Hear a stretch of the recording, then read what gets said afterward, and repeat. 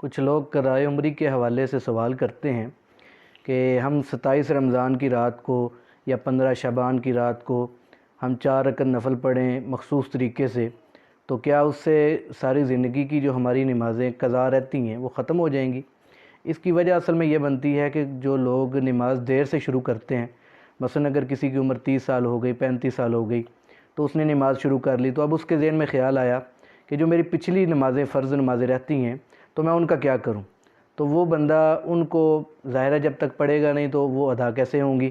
تو وہ بندہ ایک آسان طریقہ اس کا حل یہ نکالتا ہے، لوگوں سے پوچھتا ہے مسائل، تو اس کو یہ مسئلہ بتایا جاتا ہے کہ جی آپ 4 رکعت نماز پڑھ لیں، تو اس میں یہ صورتیں آپ پڑھ لیں تو آپ کی ساری زندگی کی جو نمازیں قضا رہتی ہیں وہ ختم ہو جائیں گی۔ تو یاد رکھیں اسلام کے اندر ایسا کوئی طریقہ نہیں ہے، بلکہ جس کی جو نمازیں قضا رہتی ہیں اس کو ساری پڑھنی پڑیں گی۔ تو یہ ایسا نہیں ہے کہ 27 رمضان کو یا 15 شعبان کو آپ 4 رکعت نفل پڑھ لیں تو اس سے آپ کی ساری زندگی کی قضا نمازیں ختم ہو جائیں گی، ایسا نہیں ہے۔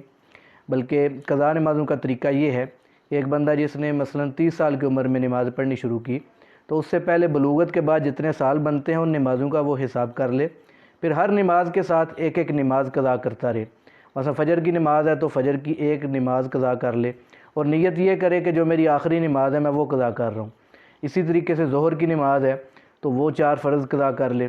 تو اسی طریقے سے عصر کی نماز، مغرب کی نماز، عشاء کی جو نماز ہے وہ فرائض کے ساتھ ساتھ وتر بھی قضا کرنے ہوں گے، تو 4 فرض قضا کرے پھر 3 وتر قضا کرے۔ تو روزانہ اگر ایک نماز قضا پچھلی کرنی ہے تو ہر نماز کے ساتھ ایک ایک پچھلی نماز پڑھتا رہے۔ اگر 2 قضا نمازیں کرنی ہیں پچھلی تو ہر نماز کے ساتھ 2 قضا کرتا رہے۔